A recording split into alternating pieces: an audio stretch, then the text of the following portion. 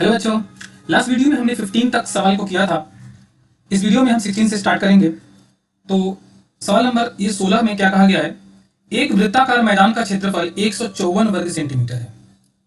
तो यहां पर एक हम वृत्ताकार मैदान बना लेते हैं। मान लीजिए गोल है, इसका क्षेत्रफल दिया है 154 वर्ग सेंटीमीटर। अब कहा गया है इस वृत्ताकार मैदान के चारों ओर बने परिवर्ग, यानी कि इसके चारों तरफ इसको टच करते हुए एक वर्ग बना हुआ है।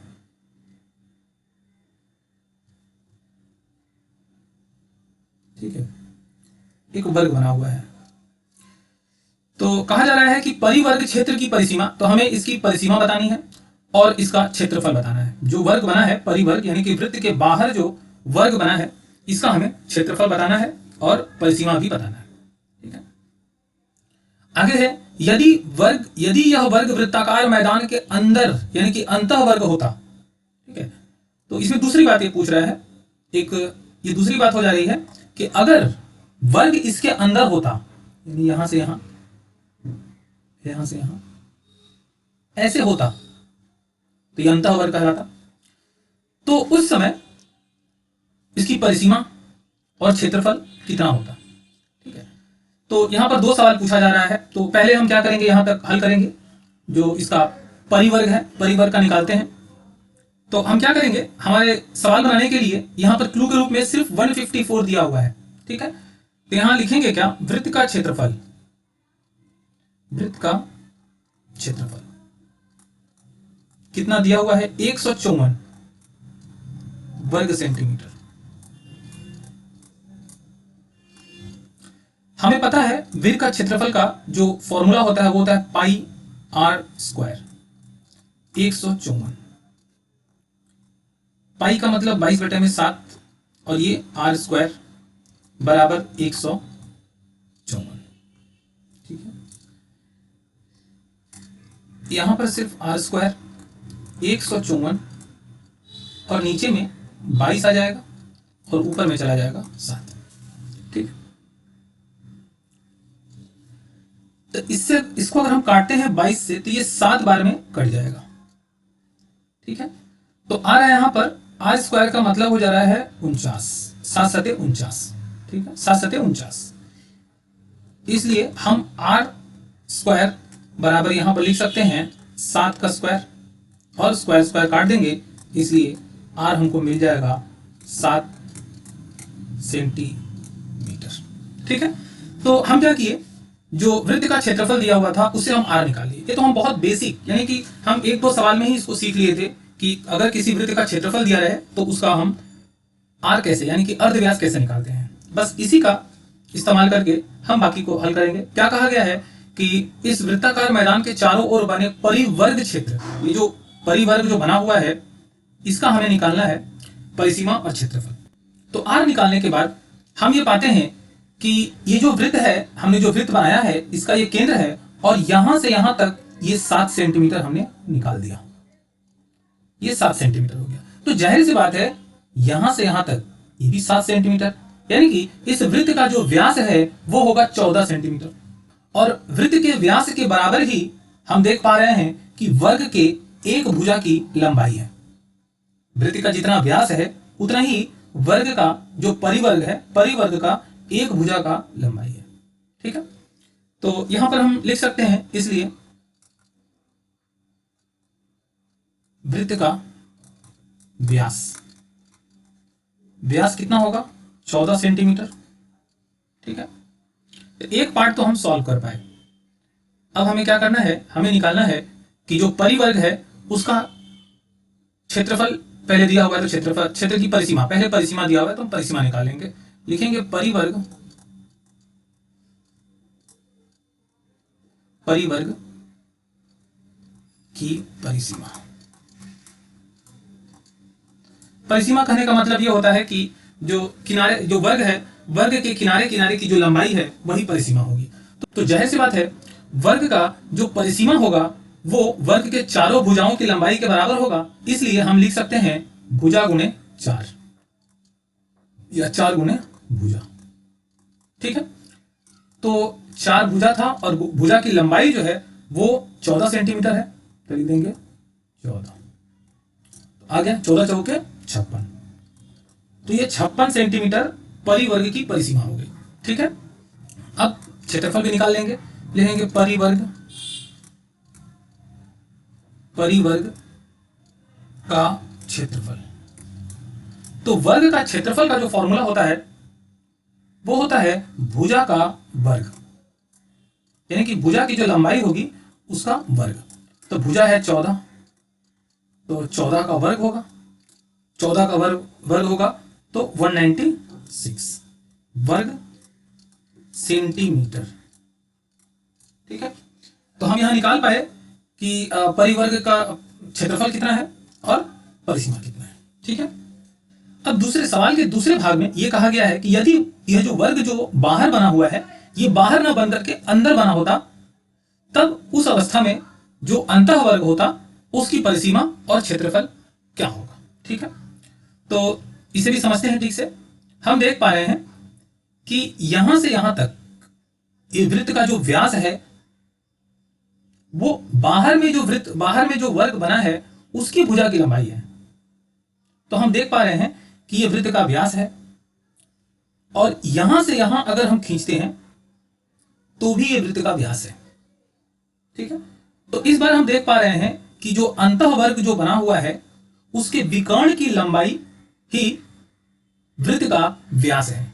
यानी कि वृत्त का व्यास अगर 14 सेंटीमीटर है तो अंतः जो वर्ग बना हुआ है, अंतः वर्ग, इसके विकर्ण की लंबाई यानी कि एक कोना से दूसरे कोना की जो लंबाई है वो है 14 सेंटीमीटर। ठीक है, तो हम क्या करेंगे, इस विकर्ण से हम ये जो अंतः वर्ग जो बना हुआ है इसकी एक भुजा की लंबाई निकाल लेंगे। कैसे, आइए देखते हैं। हम लिखेंगे अंतः वर्ग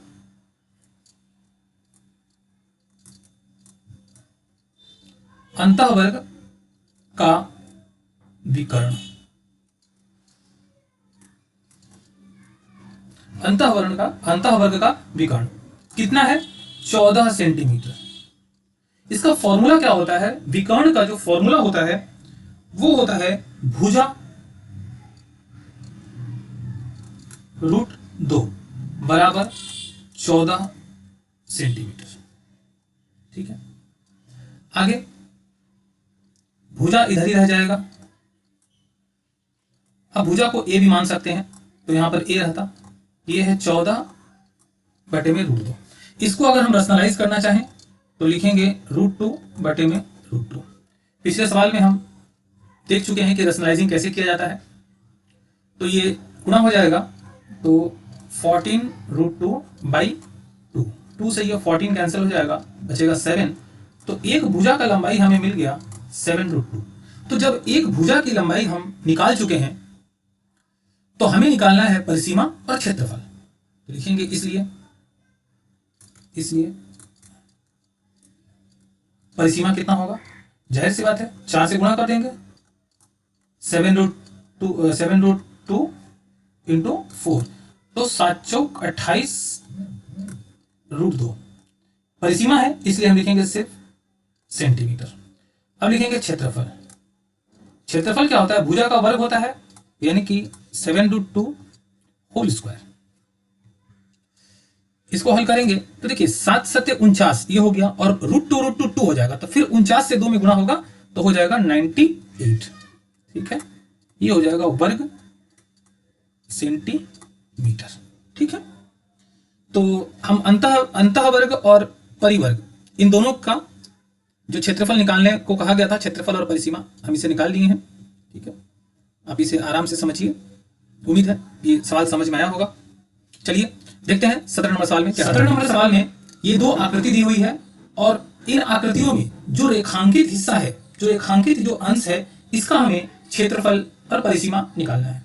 ठीक है, 17 में कहा गया निम्न वृत्त कलाओं के रेखांकित अंचलों की परिसीमा और क्षेत्रफल लिखे। यहाँ गलती से निम्न लिख करके और ये जो आकृति है वो ऊपर में दे दिया गया है, जबकि इसे नीचे देना चाहिए था। ठीक है, कोई बात नहीं, हम समझ पा रहे हैं कि हमें क्या करना है, जो वृत्त कलाओं के रेखांकित, ये जो रेखांकित जो किया गया है ये अंचल, इसकी हमें परिसीमा निकालनी है और इसका क्षेत्रफल भी निकालना है। तो चलिए एक एक करके हल करते हैं। पहले सवाल नंबर 1 में हम देखते हैं कि ये जो आकृति है इसमें हम देख पा रहे हैं कि ये एक 90 डिग्री का कोण है यहाँ पर, ठीक है, और ये 12 सेंटीमीटर और ये 12 सेंटीमीटर, यानी कि अगर हम देख पा रहे हैं तो ये एक वृत्त का 1/4 भाग है, 1/4 भाग, यानी कि पूरा वृत्त अगर होता तो देखिए ये वृत्त होता पूरा, यहाँ पर ऐसे करते हुए ये पूरा एक वृत्त होता, तो ये एक वृत्त का 1/4 भाग या यूं कहें 90 डिग्री का भाग दिया हुआ है, ठीक है। तो हमें क्या करना है, हमें तो सिर्फ इस रेखांकित अंचल का मान निकालना है। ये कैसे निकलेगा? सबसे पहले देखिए, अगर हम परिसीमा निकालना चाहें तो हमें क्या करना होगा, हमें इसकी चाप की ये लंबाई पहले पता लगानी होगी, उसके बाद ये जो रेखा जो है इसकी लंबाई पता लगाना होगा, ठीक है। अगर ये दोनों की लंबाई अगर हम निकाल पाते हैं तो आराम से हम इसकी परिसीमा निकाल पाएंगे। इसके लिए हमें क्या करना होगा, सबसे पहले हम चाप की अगर लंबाई निकालना चाहें तो हम वृत्त की परिधि का फॉर्मूला इस्तेमाल करेंगे, ठीक है। हम लिखेंगे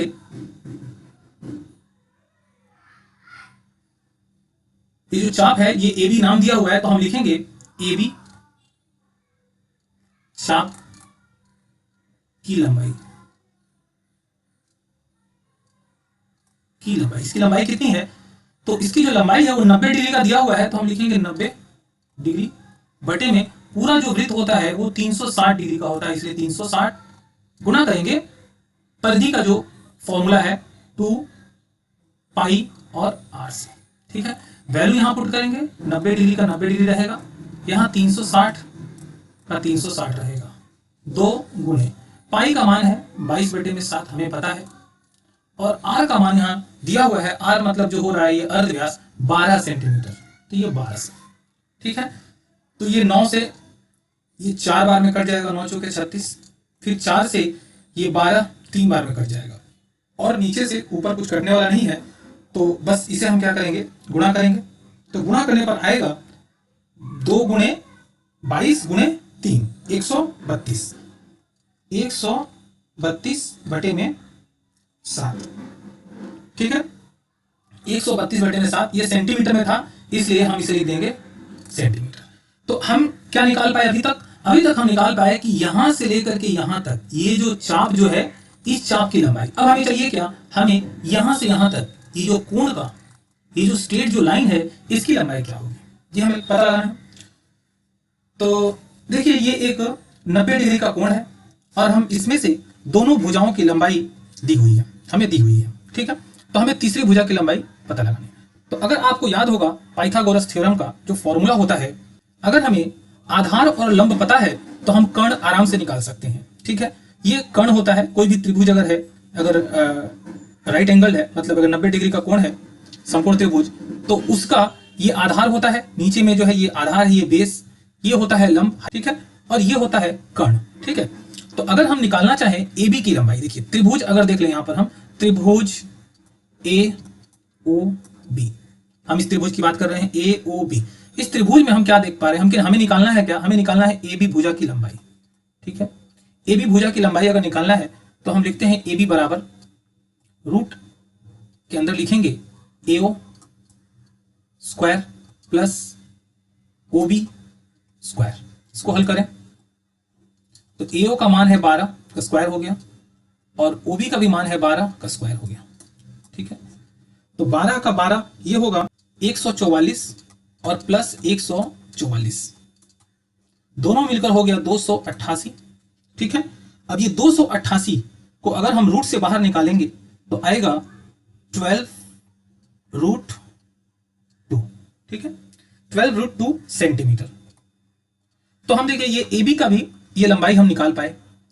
तो अब हम आराम से क्या कर सकते हैं, ये जो रेखांकित अंचल है इसकी परिसीमा निकाल सकते हैं। इसलिए हम लिखेंगे रेखांकित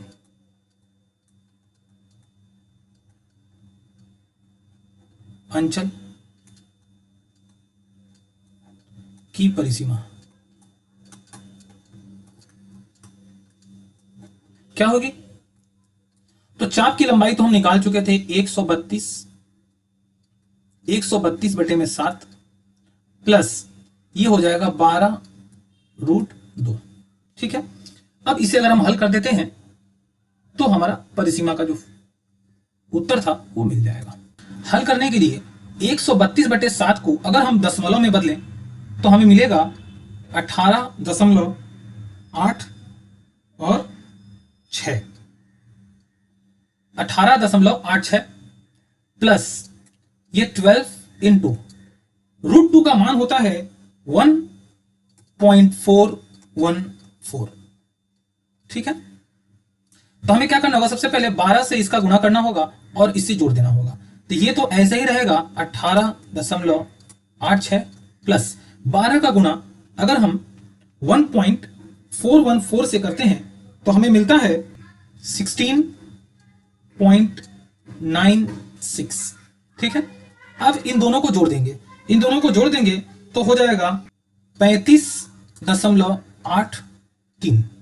ठीक है, तो ये परिसीमा है इसलिए हम इसे सेंटीमीटर में लिखेंगे। यानी कि ये जो ऊपर में हमें दिया गया था रेखांकित अंचल का परिसीमा निकालने को, तो इस रेखांकित अंचल का किनारे किनारे की जो लंबाई है वो है 35.83 सेंटीमीटर। ठीक है, उम्मीद है समझ में आ रहा होगा। आगे कहा गया है इसका क्षेत्रफल कितना होगा। अब क्षेत्रफल निकालने के लिए हम क्या करेंगे, सबसे पहले इस वृत्त का पूरा अगर हम क्षेत्रफल निकालते हैं, जैसे कि अभी हम यहाँ पर परिसीमा निकाले और उसको सिर्फ 90 डिग्री वाला भाग ही लिए, उसी तरह से अगर क्षेत्रफल भी निकालेंगे तो पूरे भाग का क्षेत्रफल निकालेगा अगर पाई आर स्क्वायर से निकालते हैं तो। ठीक है, उसमें भी हम लिख देंगे 90/360। तब हमें क्या मिलेगा, ये इस भाग का क्षेत्रफल हमें मिल जाएगा। और फिर अगर हम इस त्रिभुज का क्षेत्रफल पता लगा पाए और अभी जो हम 90 डिग्री का जो क्षेत्रफल निकाले उसमें से इस त्रिभुज के क्षेत्रफल को अगर घटा देंगे तो ये रेखांकित अंचल का क्षेत्रफल पता चल जाएगा।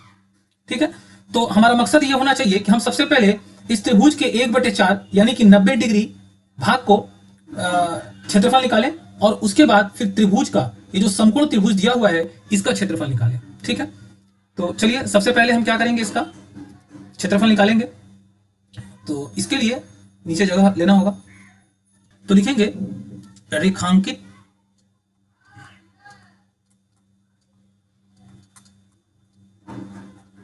अंचल का क्षेत्रफल। तो हमने क्या कहा कि हम क्या करेंगे, पहले 90 डिग्री वाला जो भाग है उसका क्षेत्रफल निकालेंगे, पाई आर स्क्वायर। ठीक है, और उसके बाद हम जो समकोण त्रिभुज है उसका क्षेत्रफल निकालेंगे और घटा देंगे। तो समकोण त्रिभुज का जो क्षेत्रफल का फॉर्मूला होगा 1/2 गुणे आधार गुणे ऊंचाई। ठीक है, बस अब इसे हल कर देंगे, क्षेत्रफल आ जाना चाहिए। तो ये रहेगा 90 डिग्री और ये रहेगा 360, फिर 22/7 और आर का मान हमें पता है 12 गुणे 12, 2 बार हो गया। फिर 1/2, देखिए आधार भी 12 दिया हुआ है त्रिभुज का और ऊंचाई भी 12 दिया हुआ है। ठीक है, अब इसे हल करते हैं। तो हल करने पर ये 6 बार में कट जाएगा और यहां से ये 1 बार में और ये 4 से ये 12 3 बार में। ठीक है, बस। तो अब क्या करेंगे, इसका ऊपर ऊपर गुणा और नीचे नीचे गुणा कर देंगे। तो गुणा करेंगे 22 गुणे 3 गुणे 12, गुणा करने पर आएगा 792/7 और यहां पर हो जाएगा ये 12 छक 72। ठीक है, तो अब इसको हम क्या करेंगे, इसमें से घटा देंगे। तो इसके नीचे 1 मान लिए और ये 7 लस आ गया तो ये 792 ही रहेगा, माइनस 72 गुणे 7 कर देंगे। ठीक है, तो 72 गुणे 7 आएगा 504। ठीक है, 504 घट जाएगा किससे, 792 से, तो बचेगा 288/7। क्योंकि क्षेत्रफल है तो वर्ग में होगा और चूंकि ये नीचे वाला जो हमारा जो हर है वो छोटा है, तो चलिए इसे हम मिश्र भिन्न में बदल लेते हैं। जब मिश्र भिन्न में बदलेंगे तो 7 से हमें भागा देना होगा। जब 7 से भागा देंगे तो हमें मिलेगा 41 रहेगा, 41 सही 1/7, 7 से भागा देंगे तो ये हमें मिश्र भिन्न मिल जा रहा है 41। ठीक है, वर्ग चूंकि क्षेत्रफल है इसलिए वर्ग सेंटीमीटर, ये इसका उत्तर हो गया। तो हम क्या किए, जो पहला जो चित्र दिया हुआ था उसमें जो परिसीमा और क्षेत्रफल पूछा गया था वो हमने निकाल लिया। ठीक है, चलिए अब दूसरे नंबर का देखते हैं कैसे हल करते हैं इसे। दूसरे नंबर सवाल में भी वृत्तकला का जो भाग दिया गया है वो 60 डिग्री का है।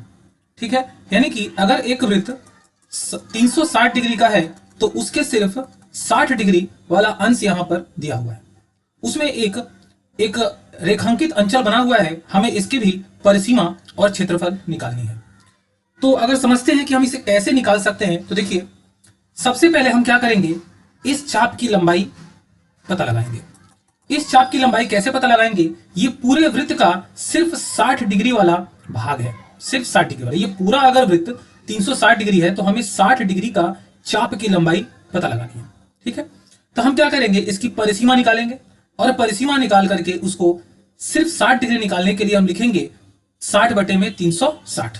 ठीक है, तो हम क्या करेंगे, जैसे इस सवाल में किए थे 90 बटा में 360, तो यहां करेंगे 60 बटा में 360। ठीक है, तो चलिए यहां से यहां तक की जो चाप की जो लंबाई है वो तो हम निकाल पाए।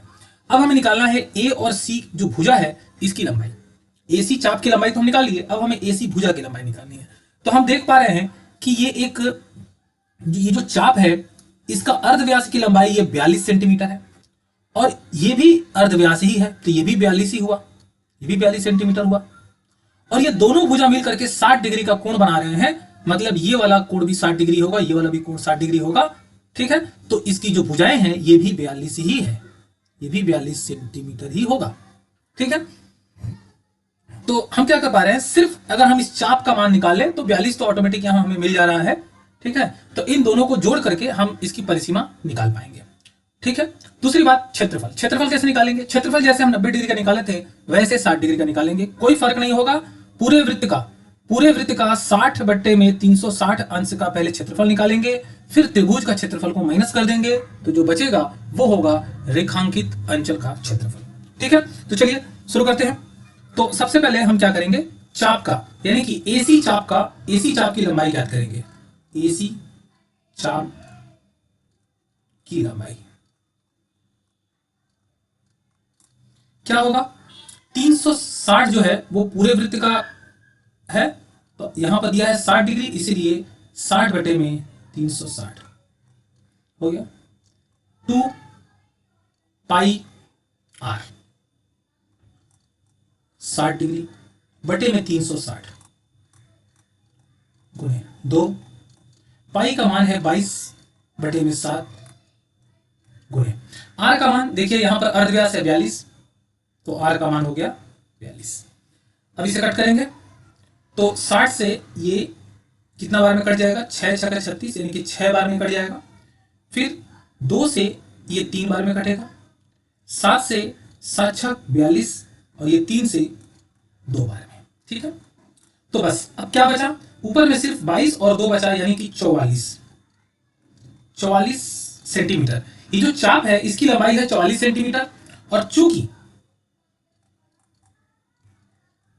चूंकि ये एक समबाहु त्रिभुज है, चूंकि त्रिभुज ए बी सी एक समबाहु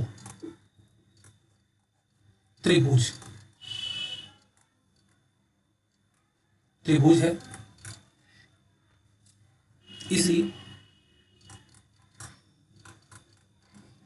इसलिए एसी की लंबाई, एसी बराबर कितना होगा 42।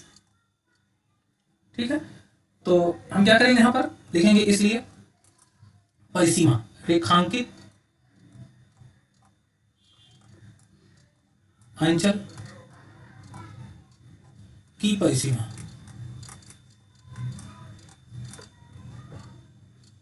परिसीमा क्या होगी भाई, दोनों का लंबाई को जोड़ देंगे। ठीक है, तो ये हो गई 44 जो है चाप की लंबाई, ठीक है, और 42 जो है वो हो गया भुजा की लंबाई। इन दोनों को जोड़ देंगे तो हो जाएगा 86 सेंटीमीटर। तो ये रेखांकित अंचल का ये परिसीमा हो गया। अब निकालना हमें क्षेत्रफल। क्षेत्रफल जैसे कि हम 90 डिग्री निकाले थे वैसे 60 डिग्री निकालेंगे, लिखेंगे क्षेत्रफल। क्षेत्रफल क्या होगा, क्षेत्रफल होगा 60 बटे में 360 पाई आर स्क्वायर। देखिए ये वृत्त का जो है ये 60 डिग्री का क्षेत्रफल हो गया और उसमें से हम ये समबाहु त्रिभुज का क्षेत्रफल घटा देंगे। तो समबाहु त्रिभुज का क्षेत्रफल का फॉर्मूला क्या होता है, √3/4 गुणे भुजा का स्क्वायर। ठीक है, तो बस इसे अगर हम हल कर पाए, लिखेंगे 60 बटे में 360 गुणे 22/7 गुने 42 गुने 42। ठीक है, अब √3/4 इंटू 42 गुने 42। ठीक है, हल करते हैं तो ये 60 से 360 6 बार में, 7 से 42 6 बार में, 6 6 कैंसिल। तो इधर में तो नीचे का कुछ नहीं रहा, तो इधर कैंसिल अब नहीं होगा। इधर का देखते हैं, 2 से 21 बार में और फिर से 2 से 21 बार में। तो हल करें तो 42 और 22 इन दोनों का गुणा करेंगे तो आएगा 924 माइनस,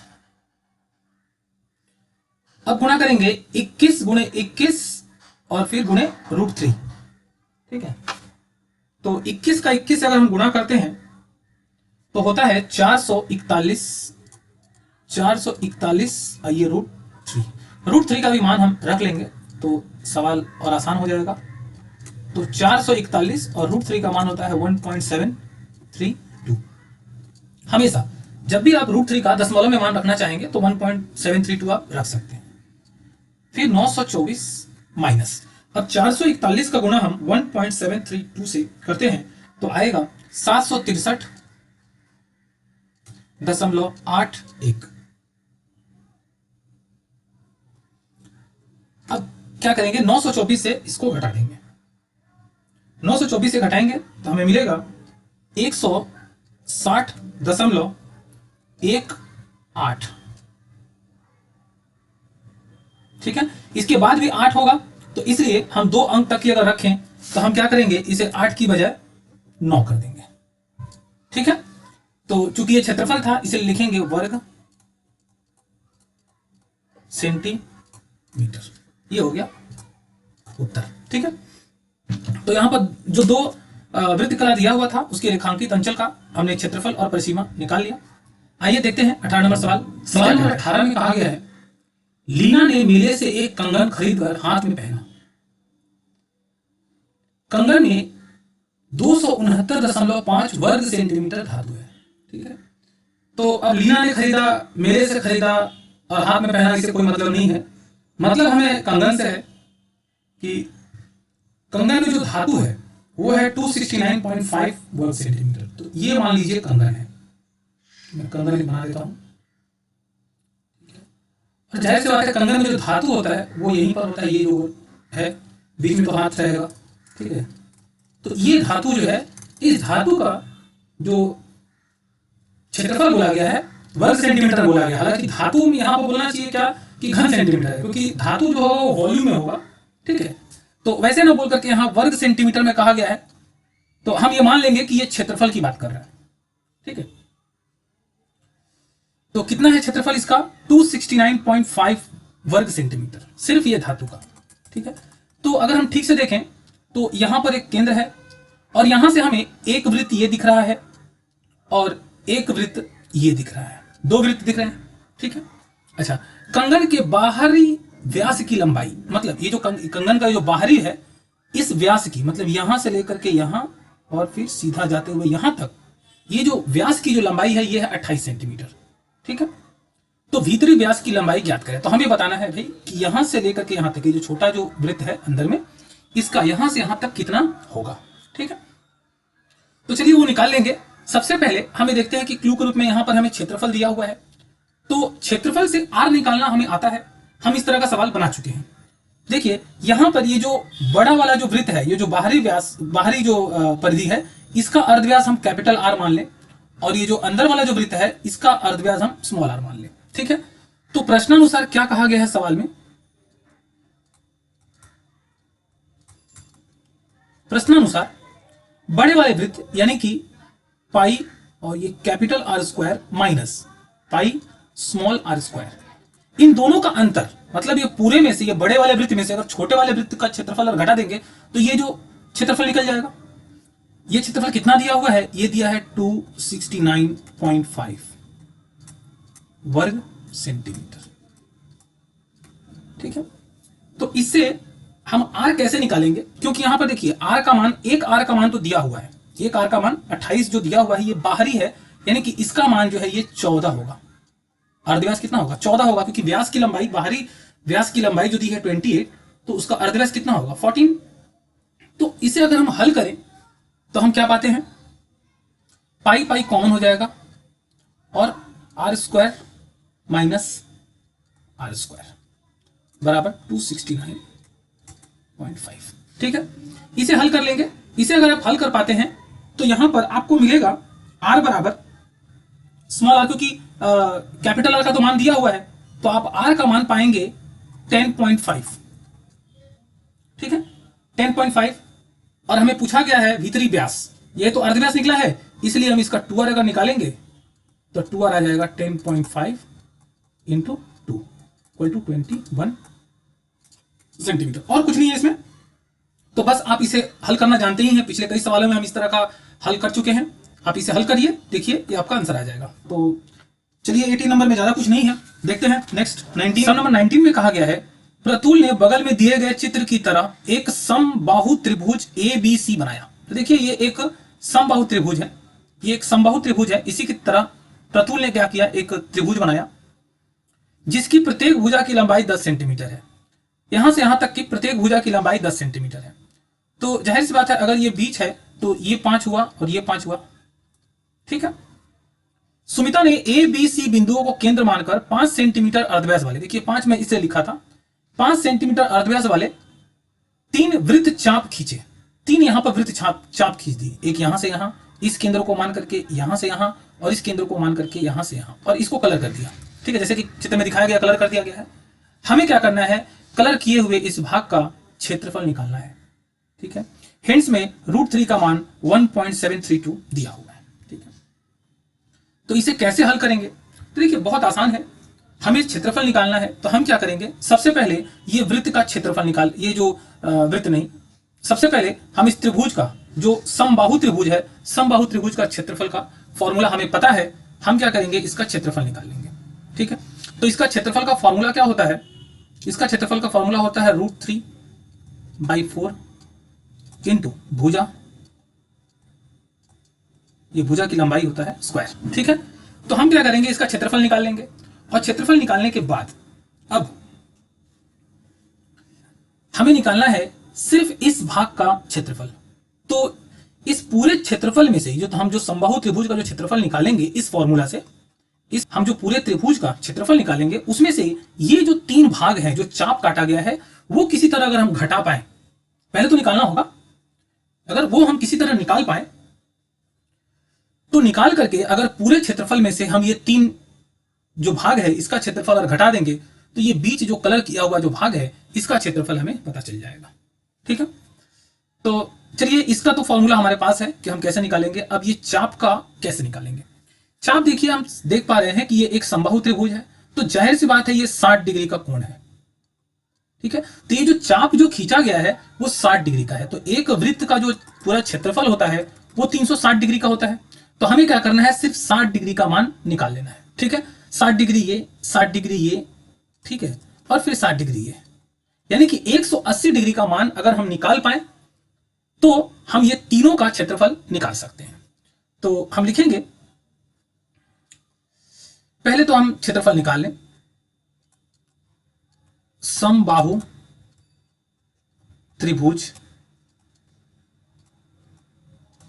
का क्षेत्रफल √3/4 इंटू भुजा स्क्वायर। तो √3/4, भुजा का मान बता दिया गया है कि 10 सेंटीमीटर है।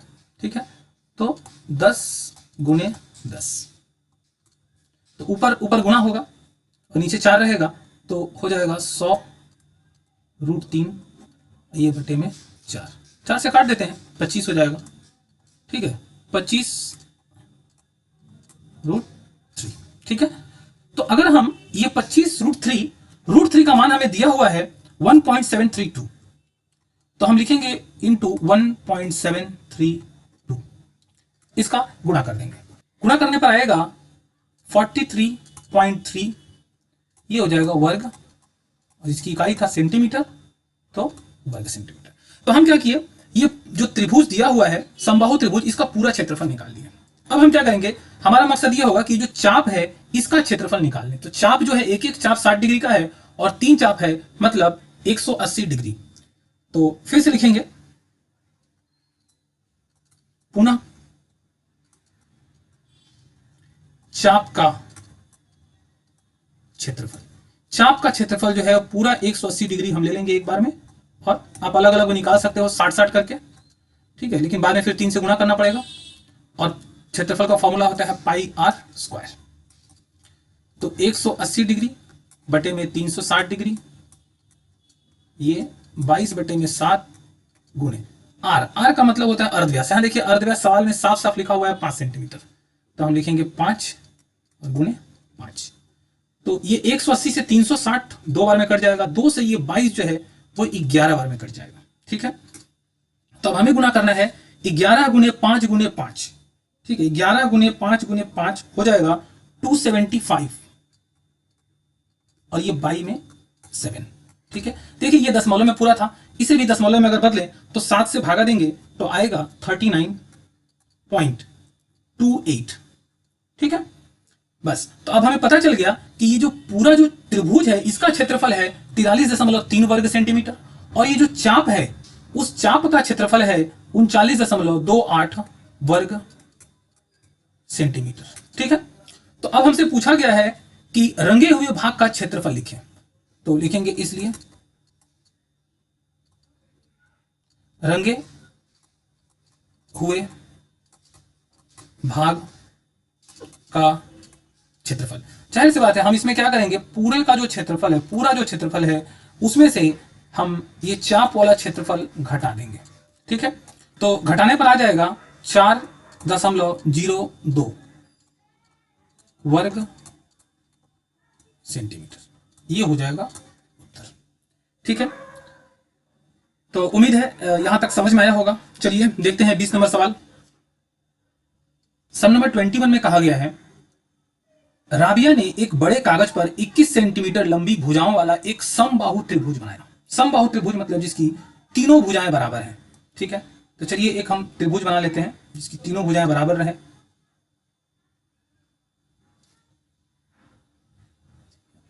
तो ये एक समबाहु त्रिभुज बना जिसके तीनों भुजाओं की लंबाई यहां से यहां 21 सेंटीमीटर, और ये तीनों भुजाएं बराबर हैं, ठीक है, बनाया। उस समबाहु त्रिभुज का एक अंतःवृत्त बनाकर, तो इस समबाहु त्रिभुज के अंदर में एक जितना बड़ा हो सके उतना बड़ा एक वृत्त बनाया गया, पूरा गोलाकार तीनों भुजाओं को टच करते हुए एक वृत्त बनाया गया, ठीक है। इसको रंग कर दिया, बनाया गया, और इसे रंग कर दिया गया। तो हमें बताना है कि रंगे हुए भाग का क्षेत्रफल लिखें। तो रंगे हुए भाग मतलब वृत्त, तो वृत्त का क्षेत्रफल निकालना है। साफ साफ नहीं कहता है कि आप वृत्त का क्षेत्रफल निकालिए, बस इस सवाल में ये पूछा जा रहा है कि भाई रंगे हुए भाग का, तो रंगा हुआ भाग क्या है, वृत्ताकार है, तो हमें इसका क्षेत्रफल निकालना है। और वृत्त का क्षेत्रफल क्या होता है भाई, पाई आर स्क्वायर। तो पाई आर स्क्वायर लिखेंगे वृत्त का क्षेत्रफल,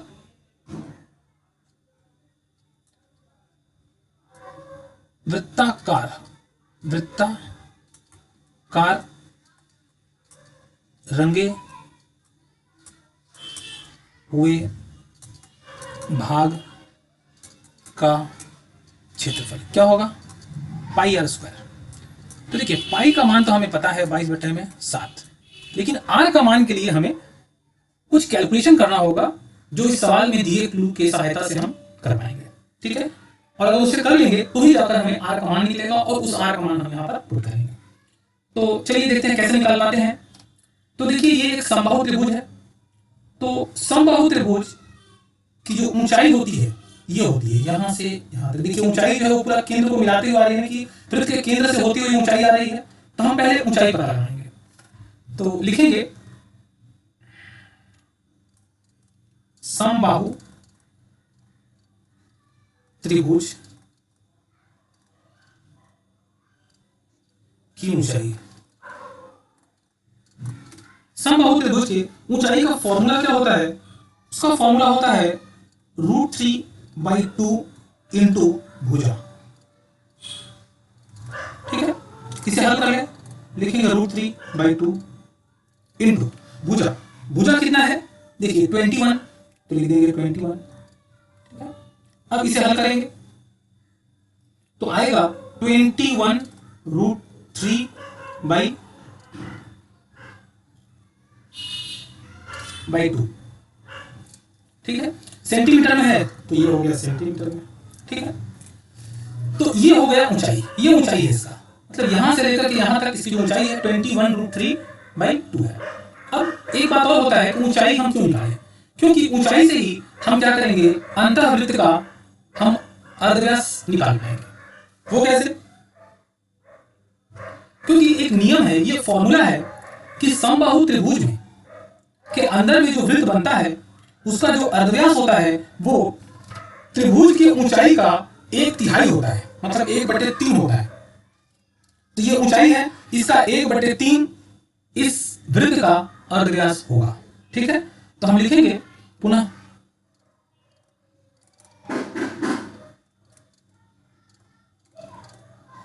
समबाहु त्रिभुज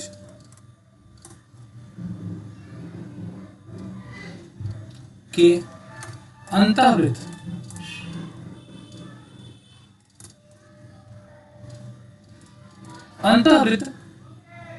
का अर्धव्यास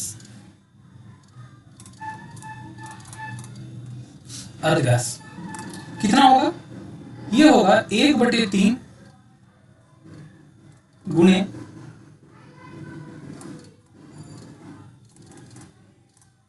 समबाहु त्रिभुज की ऊंचाई।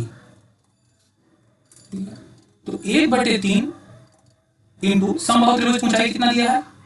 21√3/2। ठीक है,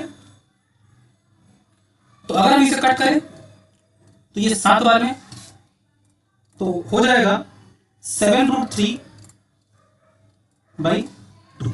ये क्या निकला? अर्धव्यास निकला। अर्धव्यास मतलब r, अर्धव्यास मतलब r। अब इसी सेंटीमीटर में होगा, इसी अर्धव्यास को हम यहां पर इस्तेमाल करेंगे, लिखेंगे 7√3/2 इंटू 7√3/2। ठीक है, अब इसे हम क्या करेंगे? कट करेंगे तो 7 से ये 7 कट गया, 2 से ये 11 बार में कट गया, और कुछ नहीं कट रहा है, तो बस अब गुणा करेंगे।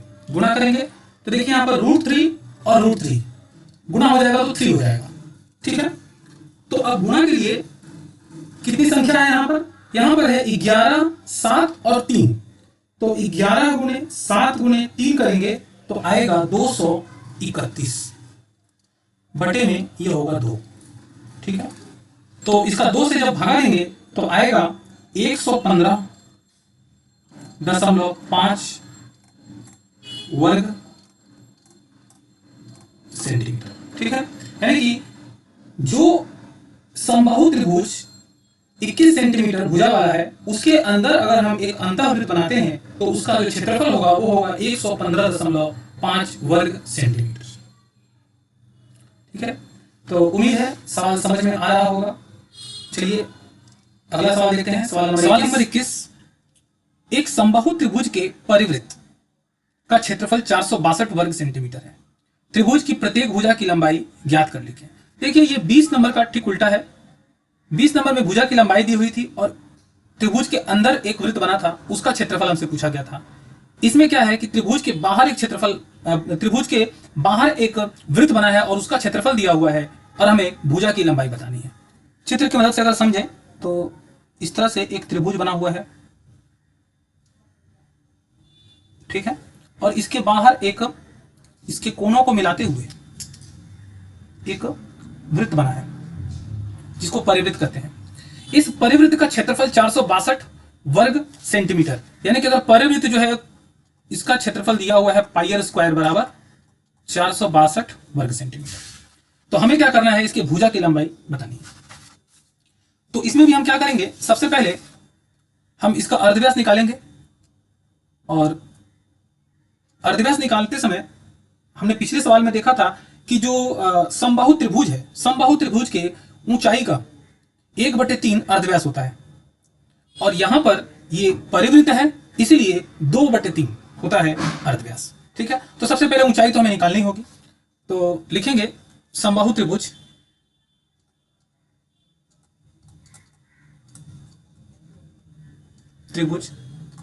की ऊंचाई। ऊंचाई कितना होगा? ऊंचाई होगा √3/2 इंटू भुजा, ठीक है। और इस ऊंचाई का 1/3 होता है अर्धव्यास। भुजा का मान दिया हुआ नहीं है, इसलिए भुजा का भुजा ही रहेगा, ठीक है। लिखेंगे परिवृत्त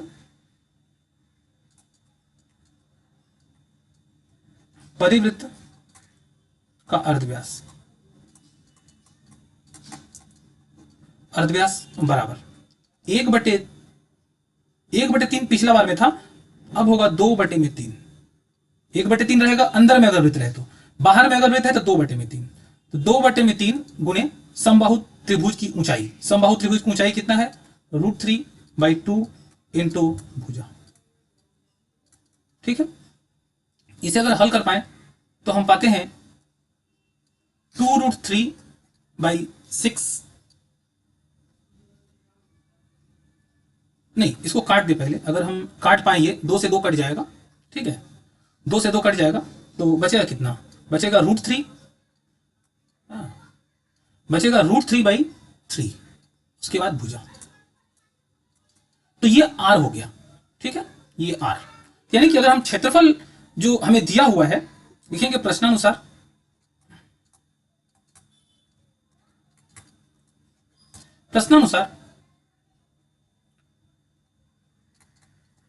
परिवृत्त का क्षेत्रफल कितना दिया है? 462 वर्ग सेंटीमीटर, ठीक है।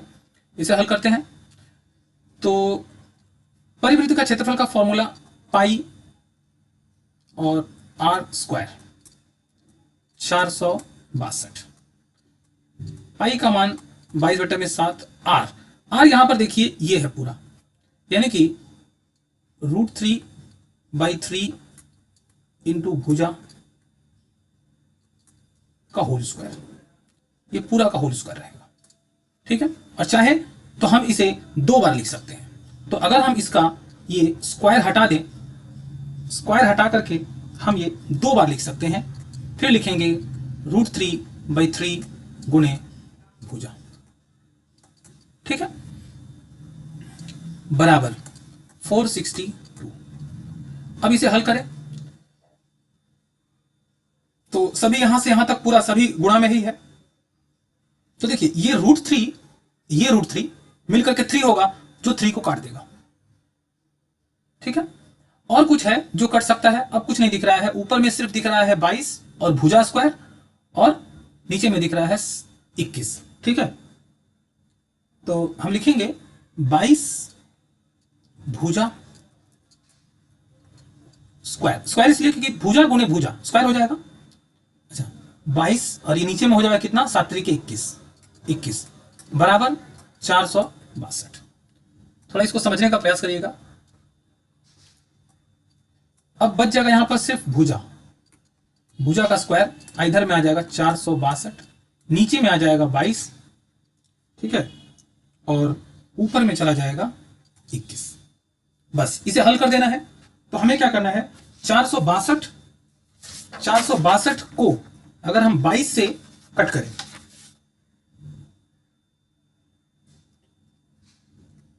तो 462 को हम 22 से कट करेंगे तो आएगा 21। तो यहां पर देखिए ये भुजा का स्क्वायर है, यहां 21 2 बार है, तो क्यों ना हम 21 का भी स्क्वायर कर दें। स्क्वायर कट गया, इसलिए भुजा का मान क्या आ गया? भुजा का मान आ गया 21, ठीक है। सेंटीमीटर में दिया हुआ था क्षेत्रफल, इसलिए 21 सेंटीमीटर, ठीक है। तो ये जो त्रिभुज है इसकी भुजा की लंबाई जो है वो है 21 सेंटीमीटर। 21 सेंटीमीटर हमसे पूछा गया था, तो त्रिभुज के प्रत्येक भुजा की लंबाई ज्ञात करें, तो त्रिभुज के प्रत्येक भुजा की लंबाई है 21 सेंटीमीटर। यही है उत्तर, ठीक है। उम्मीद है सवाल समझ में आ रहा होगा। अब बस प्रैक्टिस करते रहिए, वीडियो को देखिए, समझिए, और जहां भी कुछ डाउट हो, कुछ क्वेरी हो, तो आप कमेंट करके पूछिए, ठीक है। तब तक के लिए धन्यवाद।